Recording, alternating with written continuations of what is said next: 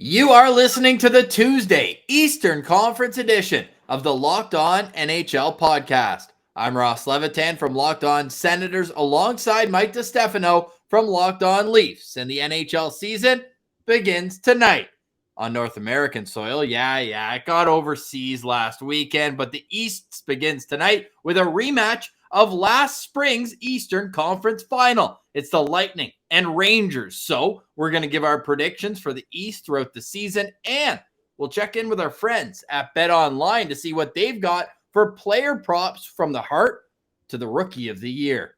This is the Locked On NHL podcast. It's your team every day. Locked On NHL, your daily podcast on the National Hockey League. Part of the Locked On Podcast Network. Your team every day.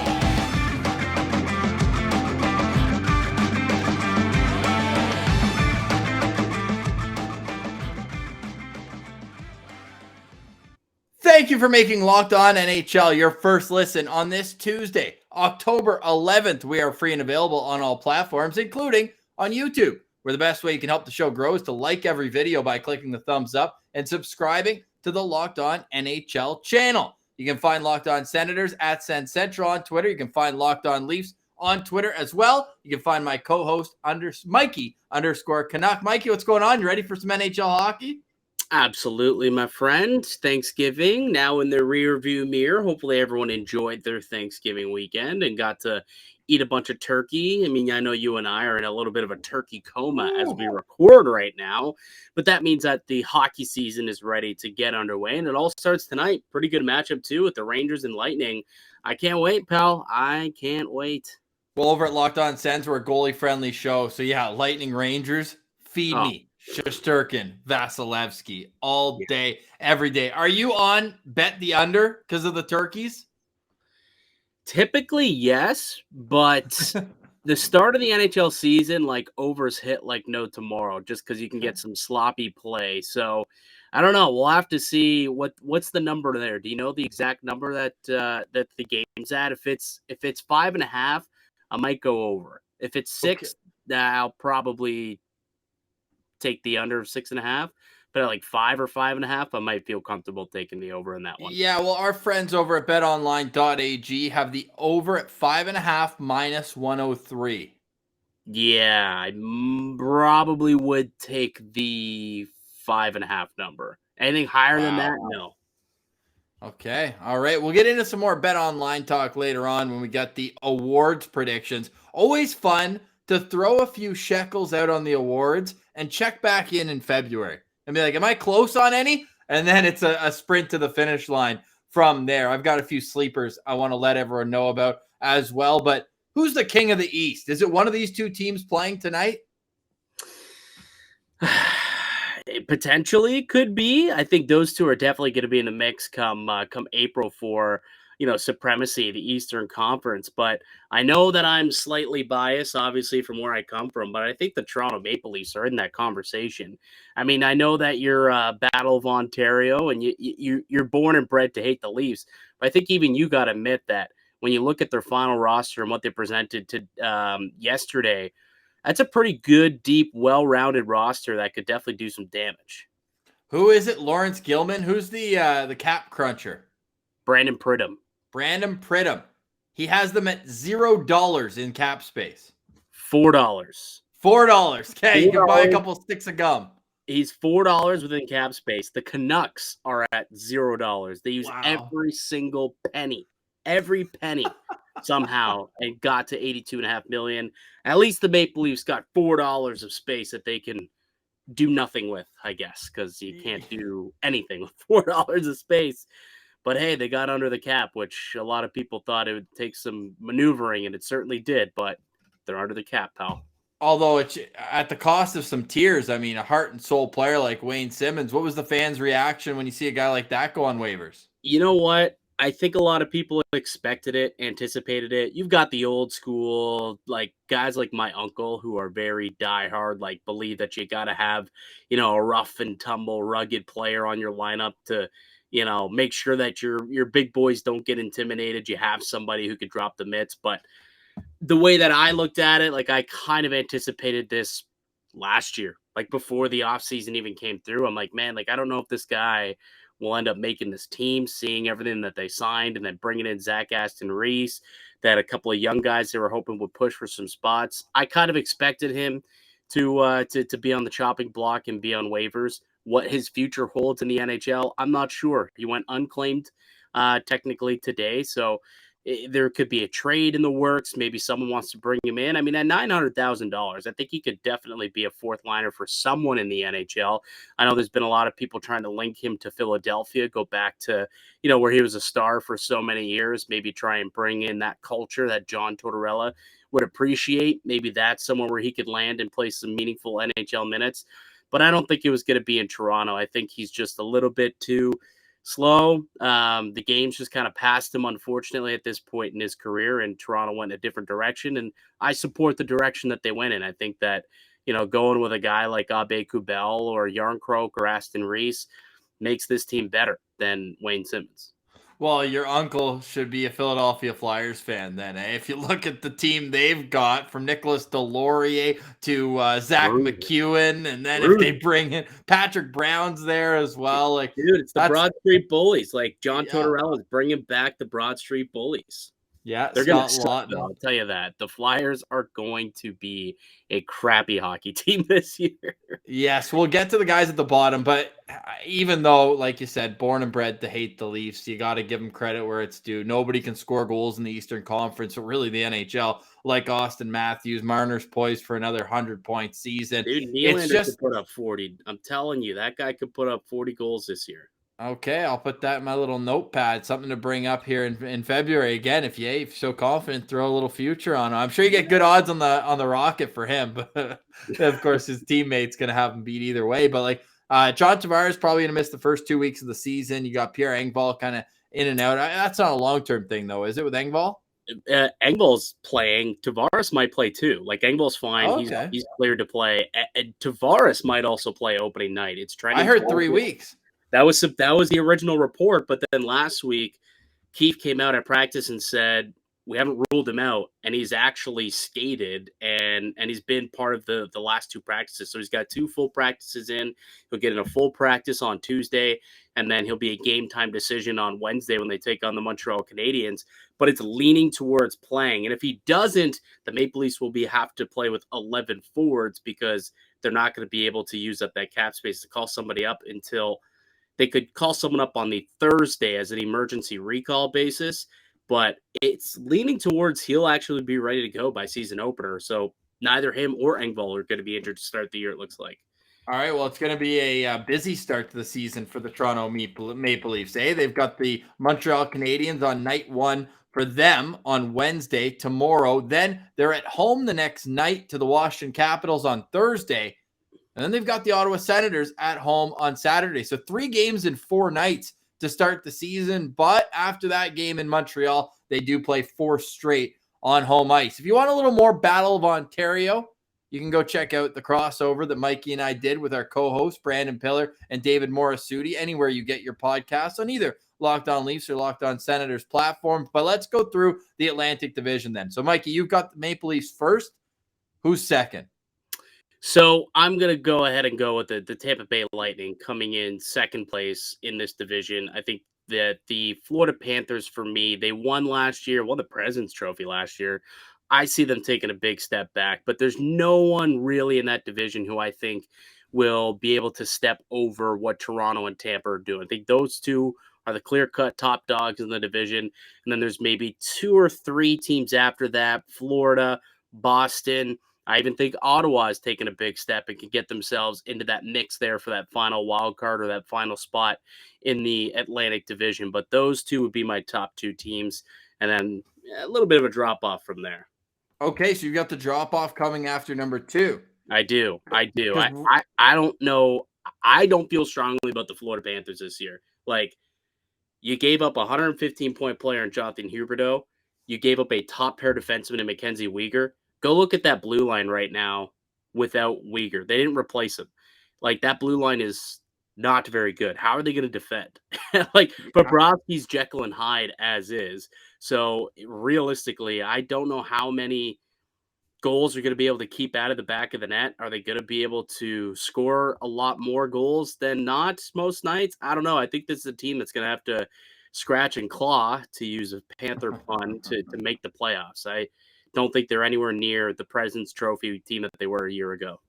Yeah, well, I've got in my Atlantic top 3, so I've got the drop off as well at number 2. But I'm going to flip. You know what? And Kings stay Kings until they're not. And the 3 times straight Eastern Conference champion Tampa Bay Lightning, for me, they're still the class of the East. And again, it comes down to goaltending for me with the difference between them and Toronto. I'd say Toronto's offense, I probably give the edge over Tampa. But when you look at what the D-core has done, and I'm expecting Sergachev to step up after inking that enormous extension, and they need him to, because McDonough's is a big hole that they lost due to cap constraints, but obviously Hedman's still at the top of his game, and then Vasilevsky, to me, is just miles ahead of either Samsonov or Murray, and that's why the Leafs get kind of stumbled down to second. So still definitely well within a playoff position, as they have each year since 2017, including 2017. But I'm hesitantly going to go with the Panthers as well. And maybe it's because I don't want to sound like a homer too badly, but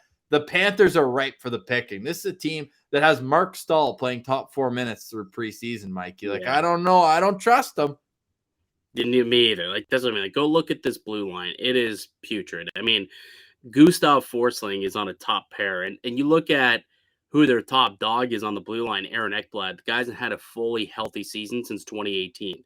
So you're banking on that guy playing 82 games again. Hasn't happened for 4 years. So, and the second he's out for any extended period of time, couple of weeks, 2, 3, 4 weeks, that blue line is just not going to cut it. It's right up there with the Montreal Canadiens for the worst in the NHL. That's bad, by the way. We saw the projected.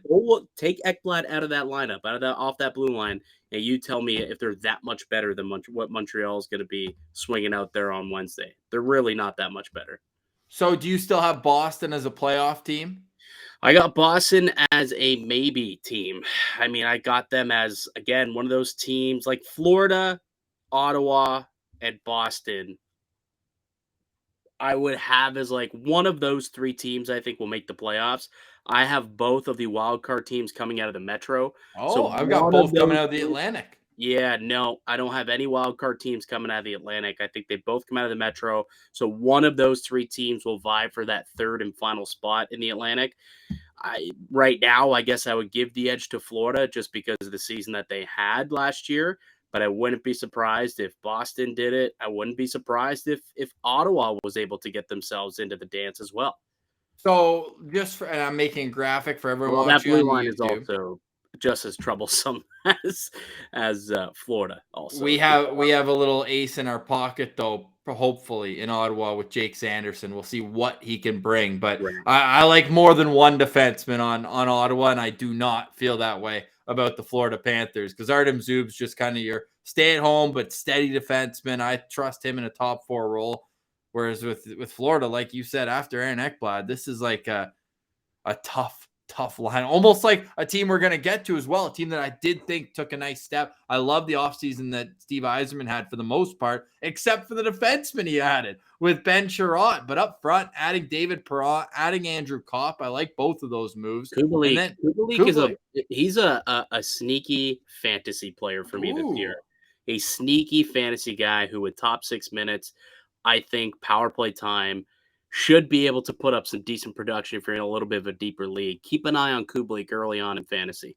Okay, there you go. So I'm putting up our Atlantic division right now, just about. So I've got Tampa, Toronto, Florida, Boston, and Ottawa as the wild card teams. Detroit, Buffalo, and Montreal finishing it out. Where are you at? I might flip Buffalo and Detroit. Okay. Buffalo's got no goaltending. That's their issue. Like, they crank Anderson in net there. Oldest player in the NHL. I do like what Buffalo has been building, right? Like, I think they've got a good squad, but at the end of the day, goaltending is very important in the National Hockey League. they don't got much of it, so it'll probably kind of hinder them. But if they can get themselves a goalie, or if one of those goalies that are young, they've got Ukko-Pekka Luukkonen, they've got Devin Levi, and they've got one more goalie, Eric Portillo. One of those three hit. This is going to be a good team for a long time. So, but until they're ready to go, they're still going to be on the outside looking in for me. But I think pretty well we're all on the same page when it comes to the back half of this division.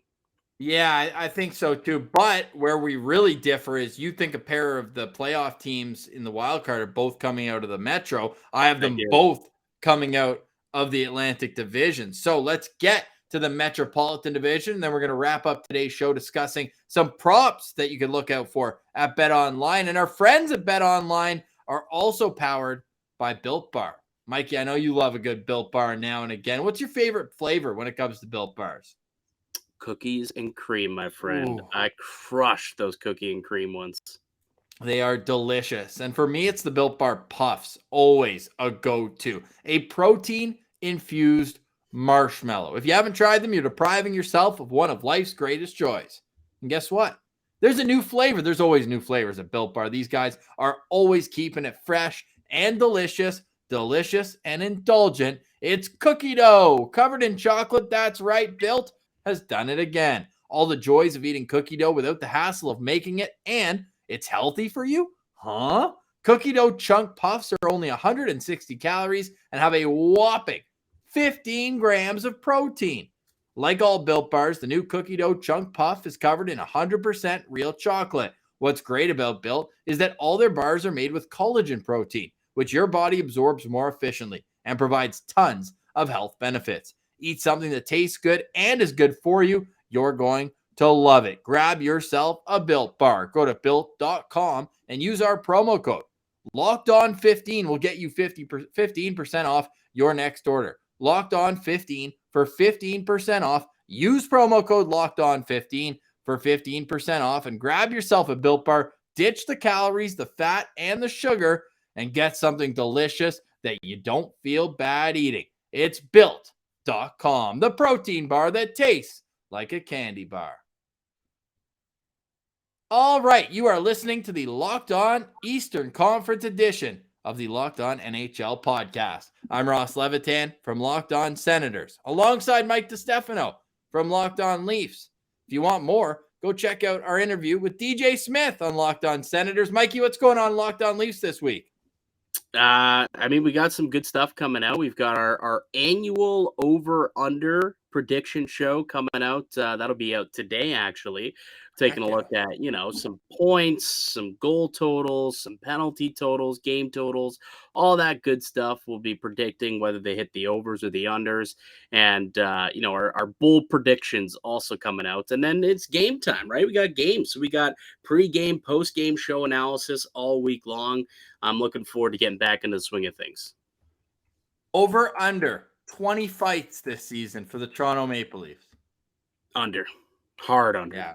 Hard. Anybody who can throw them. Okay, who's going to lead the Toronto Maple Leafs in fights this year? Ooh. Was Simmer gone? That's there's no, Muzzin might be in the mix for the answer here. Zach Aston Reese? Maybe. Abe Kubel? Zach Aston Reese. How many NHL games? He's actually had a few tilts out. Oh, yeah. Not really. 5. I mean, he's all right, but, he might lead this squad, Yeah. His last fight was against Tage Thompson, big boy. That was a big boy. That's a very, very big boy. Yeah. He might Honors Lee as well. Yeah. If not him, maybe Abe Kubel could get into the mix. Yarncroc fight, not a whole lot. There's not a lot of guys out there that are going to drop the mitts. I've come. It might be Muzzin. It could very well be Muzzin too, but I don't want that either. Hey, there's going to be a fight in the Metropolitan Division this year. A couple teams got better, but the top stays the same, at least in my opinion. I'll start, Mikey. My number one team, and I think you might argue this. You already know I got my blue and red pom-poms on it. There's no way it's Montreal Canadiens blue and red. So it is my New York Rangers as the number one team in the Metro. Yeah, I actually was hemming and hawing do I go New York? Do I go Carolina? And we're Mhm. both big time New York guys. We truly Yeah. are. And Bright lights, baby. we are. And I think that they're a terrific team. Like, honestly, they're so deep. They've got a great blue line. They've got, if not the best, second best goalie in the world right now in Igor Shesterkin. So it's really tough not to have them atop of the division. But the Carolina Hurricanes are Whew. uber talented squad, man, and they won that Mhm. division last year. Rod Brindamore's such a great coach. He knows how to get the most out of that team. They added some offense to the back end of that blue line with bringing in Brent Burns, who hopefully can add some of that offense that they lost when they saw Dougie Hamilton walk out the door. They bring in Paul Stastny as a bottom six player. Hopefully he can add a little bit of punch to the bottom six. Can they get Andrei Svechnikov? Can his breakout come this year? Martin Nakash, can his breakout come? And then obviously Sebastian Aho, I think is just an absolute star in this league that doesn't get talked about nearly enough. I'm going to go with the Carolina Hurricanes winning this division because Okay. Freddie Anderson plays really well in the regular season. Postseason, we can have that discussion. But regular season Freddie is usually pretty good. I mean, it was pretty darn good last year. I think it continues. All right. All right. You know what? I'll buy what you're selling there with Carolina, but not enough to dethrone my New York Rangers. I've got Carolina as my number 2 team for most of those reasons you mentioned. Look, say what you want about Tony DeAngelo off the ice, but on the ice they do have to replace what he left behind in terms of point production. And I'm thinking a change of scenery for Brent Burns is going to do him very well. So he could be a Yeah. sleeper in fantasy for my squad as well. And then, I mean, it's almost like the Bruno Caboclo show where he's 2 years from being 2 years away with Jesperi Kotkaniemi. But I actually think we could see him take a real positive step forward in his development. They better hope because they Yeah. gave up a first-round pick to get him, and last year it did not go well. They gave him a long-term extension, and they got to hope that he definitely turns it around and does turn out to be that top six kind of centerman that they were anticipating when they gave him a big old offer sheet to sign him away from Montreal. Oh, yeah. Okay. I think we probably have the same team third, and then I'm going full hot take central for the rest of my Metropolitan division. You have to be a little more calculated because you've got both wildcard teams coming out. So, how does your 3, 4, and 5 play out? Because they're all going to the playoffs, in your opinion. Yeah, I think they are. So I've got the Pittsburgh Penguins grabbing that third and final spot in the division. I mean, when you got too. Sidney Crosby, Geno Malkin, and I think Tristan Jarry proved last year that he's a very quality goaltender if he stays healthy. This team's going to be right in the mix once again all season long, and they were able to bring back Brian Rust, Jake Gensel. Like they just got some real solid players on that squad. So I see them coming out as the third spot in the Metro. Who I see winning the wild card spot, the first wild card spot, believe it or not, I'm big on the New Jersey Devils this year, man. Okay. I think the Devils are a team. They're going to come out, and this is a squad that is going to most definitely compete for a playoff position. And I have them winning one of these wild card spots. I think Jack Hughes' breakout year is coming this season, as long as he can stay healthy, I guess. Dougie Hamilton, a full health year there.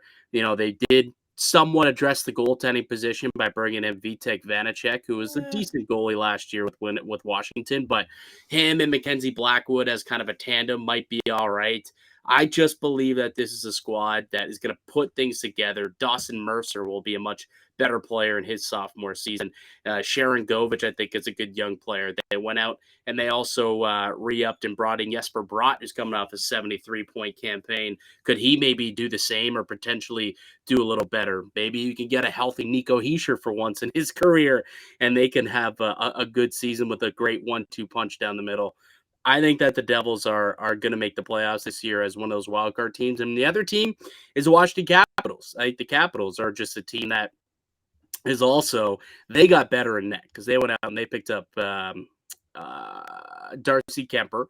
So they got Darcy Kemper. Now they are going to be without their top centerman for a very long, like I don't think Nick Batchelor's playing at all this year, if I'm not mistaken. Like I think he's taking the year off. We'll see what ends up happening. Maybe comes Well, out and later. Tom Wilson, too. Tom Wilson's going to miss the first little bit of the season, but they did bring in Dylan Strome, and he was on a heater to end the year last year. 36 points in his last 40 games, and you bring him in to kind of help with that top six. I think that he'll be able to produce up there and kind of, take away or add to or supplement some of what they're losing in those two players. And whenever you've got Ovi, you're going to fill the net. So I think that it's a team that, for me, will probably end up with a wild card spot, just like they have for many, many years in a row now. Yeah, that's very fair. I think the loss of Backstrom is enormous. And Kuznetsov, that's a lot to ask of him to be kind of the one. He's always been kind of a 1B or a good number 2, but I think that's going to be tough. And then they're not replacing Tom Wilson with Connor Brown, but you and I are very familiar with Connor Brown's body of work, and he's just a guy who the coach loves to throw over the boards. He led the Ottawa Senators forwards in ice time last season, and if he had better finishing, he'd be a 25, 30 goal scorer every year, but he puts himself in those opportunities, and I think that only giving up a second-round pick to get him is a huge steal, and also he's motivated. It's a contract year, and he's 28. He's going to cash in for his biggest contract of his life after this upcoming season, and not a bad place to start, playing right wing with Ovechkin and Kuznetsov to start. All right, I'm going scorched earth here. Obviously, I got Pittsburgh at 3 as well. The oldest team in the NHL, by the way, if you go off of the depth charts that were released yesterday, the final 23-man roster, the oldest team in the NHL, the Pittsburgh Penguins. Is this their last dance? You're not worried about that, eh? No, I'm not, just because, dude, it's Sid. It's Gino. This team is just, they band together, but they also have that next generation with the Gensels and the Rusts of the world that are also great players. Like Gensel might score 40. Rust is good for 25 to 30 goals. I mean, they've been able to do what they've done the last couple of years with Gino only being healthy for half the season. What if he actually puts forward, a 60 to 70 game campaign? They'll win a lot of hockey games. A lot of hockey games. That's fair. So what I'm doing is going way off the board. A team that hasn't even been mentioned yet in your top 5, and I'm putting them in at number 4. It's the Columbus Blue Jackets, man. I love that team. I absolutely love it. I do. I'm going to be betting on them so much this year. I'm going to make so much money on the Columbus Blue Jackets. Merzlikins is having a bounce back year. You know how hard it must have been last year for him. And not saying that it's going to get much easier, but he was on record. The cannon was bothering him. His best friend passed away. I think that weighed on him. His numbers weren't very good. They added. Say what you want about Eric Branson. He's not a great hockey player. He's obviously overpaid. But as a third pair guy with a young defenseman, I think he's going to allow Jake Bean to be a little more offensive. They've got a good shutdown pair in Gavrikov and Peak. Peak's actually a little undercover, pretty decent player. I think he's better than Savard, who played that shutdown role with Gavrikov in Columbus before. And then you're talking about a number 1 defenseman on an NHL team, Dennis Savard. Yeah, no doubt. Yeah, nice little plug there. But if we're talking about the number 1 defenseman on this team, it's Zach Werenski. And this guy's never had forwards to put the puck up to. And if he did, Torts told them to dump it in and go hit somebody. Well, I'm thinking with the forwards they added, there is 0% that they convinced Johnny Gaudreau to sign there to play dump and chase hockey. I think they're going to be a lot more creative than they've been in the past with Brad Larson as the head coach. And I think it's only a matter of time before either Cole Sillinger or Kent Johnson take that number 1 center position away from Boone Jenner. No disrespect to the captain, but I think he's served more for a second, third line role. That's a prime spot between Gaudreau and Laine. I think Laine is going to score 40, 45 goals this year and really kind of put the puck in the back of the net. So they're my undercover team. And like I said, they're not making the playoffs in my projection. I got both them coming out of the Atlantic, but I don't think we should be sleeping on Columbus. The kid, nobody knew how to say his name last year at the draft. He scored 6 goals this preseason.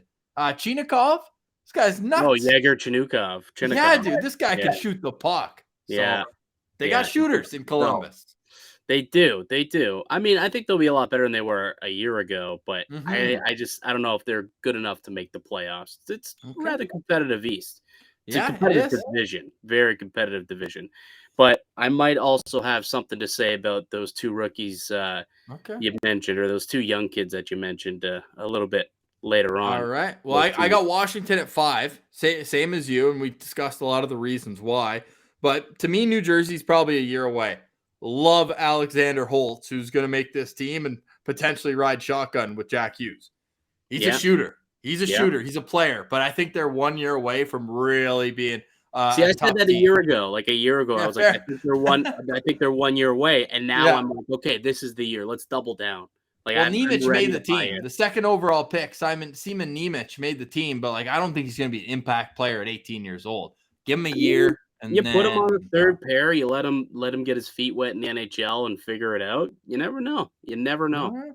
All right. Well, I've got them just on the outside looking. I mean, all three of these teams not making the playoffs, and Washington would be a huge surprise, no doubt. But I got New Jersey at 6, the Islanders at 7, and then such a far gap before the Philadelphia Flyers at 8. I almost feel stupid putting the Islanders at 7 because I'm such an Ilya Sorokin guy. I think he's going to steal them a number of points this year. But they just do not have the guns up front past Matthew Barzal. Everyone else they were aging 2 years ago, and they still haven't changed anything. I agree with you, man. I agree with you. And it's funny. They're that team that nobody was on board with that team when they were coming out of nowhere under Barry Trotz. And it was like, I'm not buying into it. They're going to fall off. They made it to 2 straight. Game 7 against Tampa, one of them. Right. 2 straight Stanley Cup finals. And then all of a sudden, conference finals, sorry. Yeah. And then this year, coming into the year last season, everyone's like, okay, we're on board. The Islanders are a good team. And they crap the bed and they suck. Yeah. Yeah. So now what do we think is gonna happen? That's a team I'm hammering the under on a ton. Yeah, they just don't got any scoring. They did nothing this offseason. Nothing. Literally nothing. So do you have Columbus at 6 then? Are you Columbus, New York Islanders, Philly? Yes. And I think it's Columbus, decent drop off. Islanders, very big drop off. And that's where we got the Philadelphia Flyers. All right. So there you have it. You have making the playoffs, the Tampa Bay Lightning, the Toronto Maple Leafs, and the Florida. So wait, let's go through your first round matchups. So you've got Tampa Bay, Washington. You've got, I'm assuming Toronto. so. I've got Toronto winning. So it'd be Toronto, Washington. Yes. Sorry, that's my apologies here. Jesus creepers. No way. Did we have the same East? We have the same Atlantic Division, except for 1 and 2.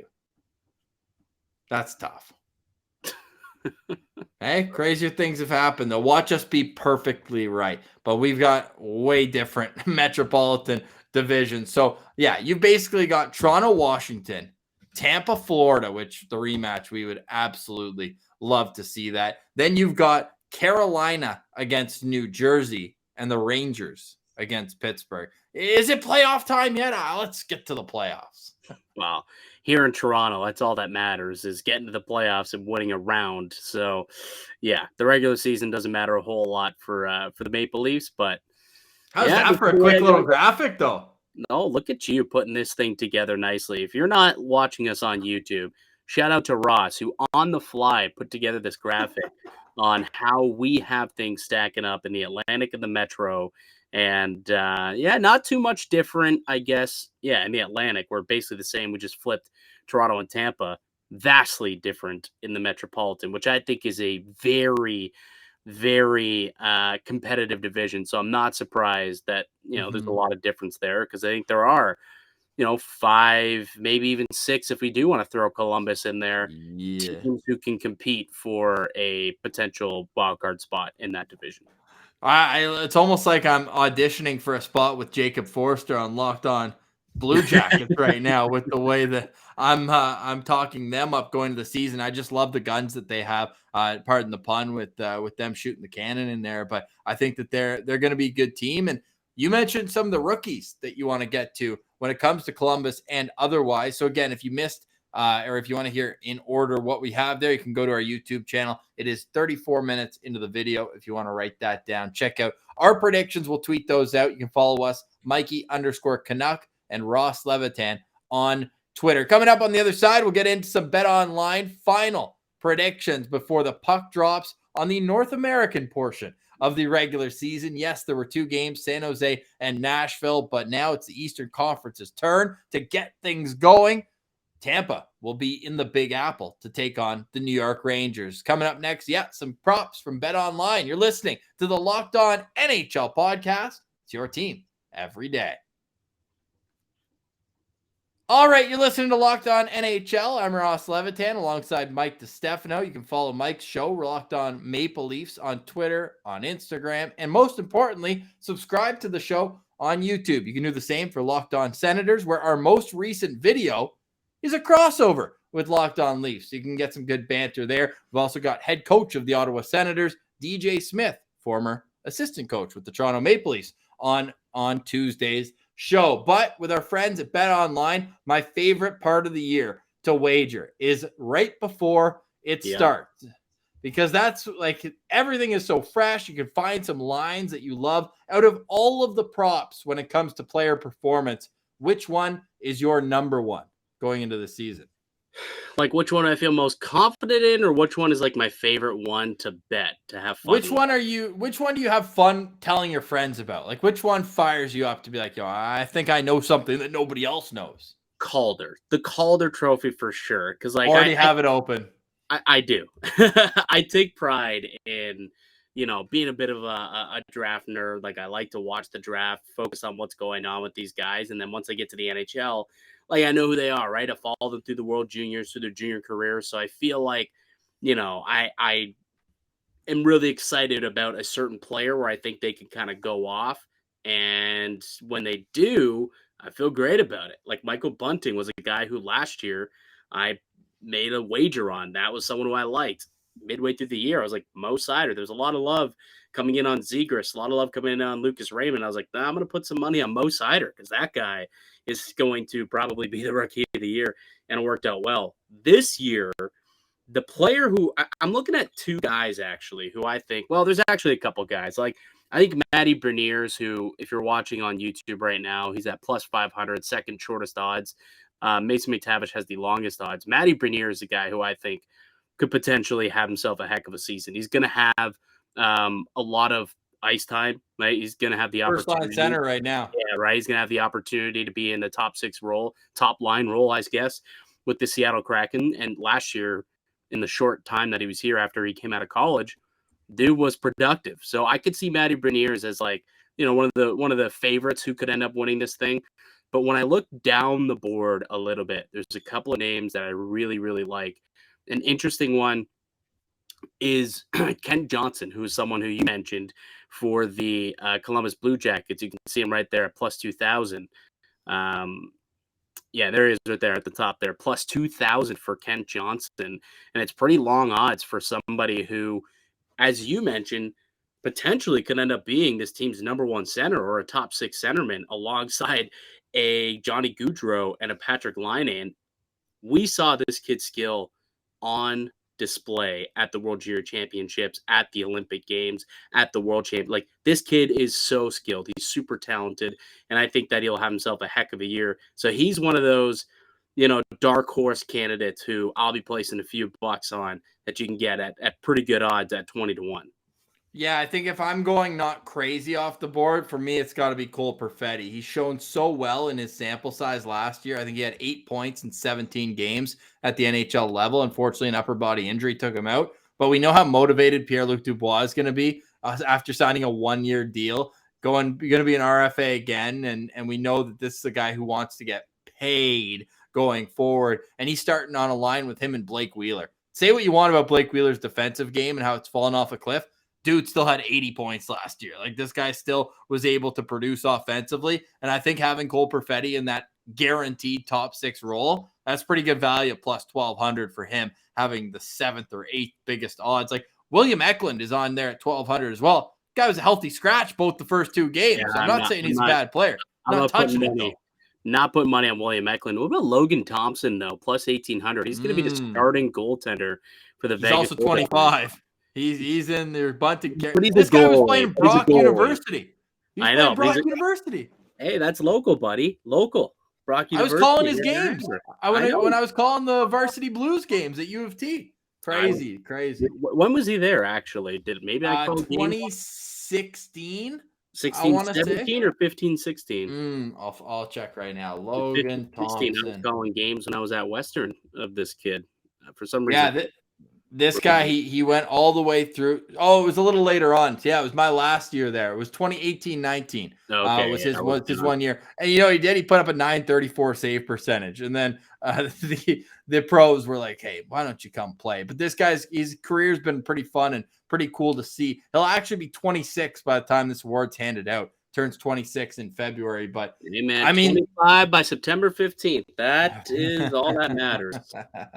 Fair enough, but yeah, he's going to get opportunity to be the starter with Robin Lehner out pretty much the whole year, if I'm not mistaken. So if we look back at this, it's an award where defensemen have had the edge. 3 of the last 7 have gone to defensemen. If you look at Mo Seider last year, Kaprizov the year before, Makar in 2020, and then Aaron Ekblad back in 2015 also got the honors. Austin Matthews, Artemi Panarin, Matthew Barzal, Elias Pettersson, the other winners of this award. So it is a good indicator of what's to come, because there's not a whole lot of players on here that didn't end up becoming stars at the National Hockey League level. So the Calder Trophy, always fun. And my long shot, and of course, call me a homer for this, but I've been touting the Shane Pinto train for years. And the way that they're lining up the power play, we talked about it a couple of weeks ago. He's playing on a power play unit with Giroux and DeBrincat. Like, you don't think there's going to be opportunities for him to score? 8 points in the preseason, and then say what you want about that not mattering, but this guy can shoot the puck. No, it's pretty good. Like, I think Pinto's a great player. You think Pinto has better chance of winning Rookie of the Year than Jake Sanderson? Yes. Okay. All right. Yeah, I do. I think just the production, and Sanderson's actually on that power play as well. But what happens is they're cutting off the pass to DeBrincat, and they'll get the pre-scout will change throughout the year, but they're cutting off the pass to DeBrincat, and then Pinto just bumps out into the high slot where that forward's supposed to be, and he scored 3 of his 4 goals in preseason were just one-timers from the high slot bar down. So it's a good question, because they're both at plus 2,000 odds at Bet Online. So they're both considered right now to be equals. But man, if it weren't for the injury, and I think I mentioned this stat on Locked On Senators, but Shane Pinto's played 17 games, and the Sens have won 13 of those 17 games. And they haven't been a very good team. So he does seem like he has been a difference maker in the last few years. But obviously, a little bit of a homer pick. But what's betting futures if you're not going to be a bit of a homer? Although it can backfire. A $5 on it. Yeah, it can backfire when you have the Blue Jays to win the World Series, though, Mikey. I also did make that futures wager and blew up in smoke in about 2 pitches, realistically. Wow. 2 pitches. Let's not get into that, Ross. Let's not get into that. Go to Locked On Blue Jays if you want to hear them really break it down and probably cry, because I know I did. But that's tough. Let's go back to our friends at betonline.net, and we're going to take care of one more award, and then we'll point you guys there to go check them out. All the Vezina, the Richard, the Norris, the Jack Adams, the Hart Trophy as well. Which one do you want to handicap here to finish off today's show? Ooh, I don't like they're putting me on the spot here. Do we want to go with... Not the Norris. I'll axe the Norris because I'll just say 2 words, Cale Makar. He's winning it again. It's probably a good call, but I feel like I could say the same about the Maurice Richard Trophy, guy named Austin Matthews. I mean, I guess the Hart. Like, let's have a conversation about the Hart.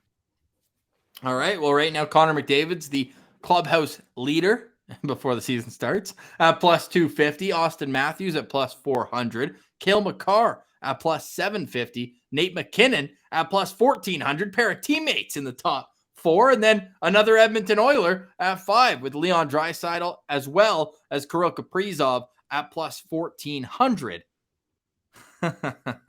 I'm going to sprinkle exactly where I did last year, because Igor Shesterkin is not going to be plus 2,200 for long. No, so take advantage of those odds while you have them. That's why, like, early on, like, you're not going to make a wager on Matthews or on McDavid early in the season, because you can get those same odds later on. But a guy like Igor Shesterkin, who right now is, what's he, 9th best odds? Like, with 1, 2, 3, 4, 5, 6, 7, 8th best odds. there's a good chance that his odds will shorten between now and even Christmas. So you got to go and make that wager today, right now, and get him at 2,200. Because before you know it, it'll be 1,200, then 900, then 800. He got all the way down to, I think, plus 500 last year after being similar at 2,200, plus 2,200 odds bet. So I like that also as not just a sprinkle, but might lay a little cha-ching on that one with Igor. Okay, here's a dark horse. It's the 14th best odds, and I need your honest opinion on this because I'm looking around. And I'm also looking at the injuries this team has and the contract year. You know, I love that. Plus 3,500 for David Pastrnak. No, what do you think of that? No. Get out of here. I'm not putting a dime on that one. I don't know. David Pastrnak, like, I don't know, man. Like, that team would have to have so much success for him to. And you have to be without Marchand and McAvoy for the first 4 months of the year. If this guy goes out and scores 20 goals by Christmas, he would have to probably win the Richard in order to win the Hart. He finished fourth in Hart voting and won the Richard 2 years ago. Tied for the Richard, didn't he? Looks like number one to me. In a shortened year. Tied with Ovechkin. In a shortened year. It was the year that the pandemic stopped. 70 games. It's not like it was the 56 games. Either way. I mean, fourth in MVP voting. This guy's a good player. Look, I'm not going to bet on it. You can go and make a sprinkle. All right. I don't see Pastrnak as like a top 5 MVP Hart candidate. Like, is he going to have a better year than Matthews? I don't think so. Makar? I don't think so. McDavid? Kirill Kaprizov is another guy that's on this list at plus 1,400.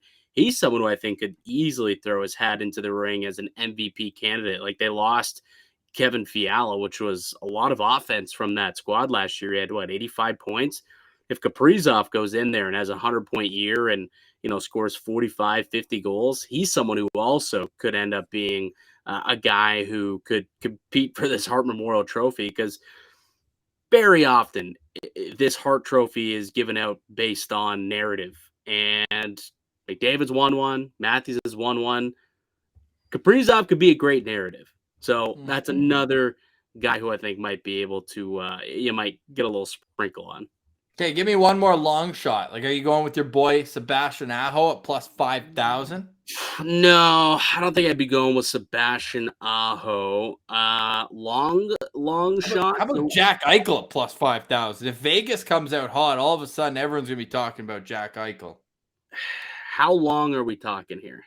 However long you want. At least give me plus someone deep as Pastrnak or more at plus 3,500. Okay. Ovi's sitting there at plus 4,000. I don't know if I see that Ovi. Panarin. Yeah. Panarin has an unreal year. Panarin could potentially do it. Mm-hmm. A lot of people out west, I know you're a Canucks guy. A lot of people are liking what Elias Pettersson's got cooking. Pettersson potentially could be another cat. What about, let me look like real deep down here. I mean, what about DeBrincat plus 10,000? No. Definitely not DeBrincat. I mean, like, Marner? Jack Hughes? What if Jack Hughes, what if they go and win the division? Jack Hughes has 100 points. Jack Hughes has the same odds as David Pastrnak. You're not taking away Pastrnak and then telling me Jack Hughes has a better chance. I don't think either of them have a chance. You just said take someone who's got long odds. I don't think either of them have. I'm not betting either of these guys. I don't know if any of these players. Jack Eichel's a decent one, though, because you're right. If Vegas really turns out to be a decent squad and competes for that division title, and Eichel returns to form, I guess that's got that narrative spin on it. So Eichel at plus 5,000, that might be the good dark horse bet to make. Yeah, I think so too. I think once you get past Crosby at plus 3,300, and maybe you could even argue with Crosby, and I wouldn't even throw Johnny Hockey in the mix, but he is plus 3,300. Now then you're just kind of closing your eyes and throwing a dart at the wall. Exactly. You're kind of wasting your money at that point for a lot of these guys. Oh, man. How about this? Next time we talk, Mikey, there's going to be NHL games to break down. Absolutely, man. I can't wait for it, pal. And you know what's even better? We're recording the day after the Sens and Leafs meet for the first time this season. Yes, we will be. Yes, so stay tuned for that. Stay tuned for that. But in the meantime, we'll pass it over to Jess and Brett for Western Conference Wednesday right here on the Locked On NHL channel. Thank you for making us your first listen each and every day, Monday through Friday on all podcast platforms and on YouTube. But for today, we say goodbye. Happy start to the NHL season. For Mike DiStefano, I'm Ross Levitan. Stay tuned to Locked On NHL. It's your team every day.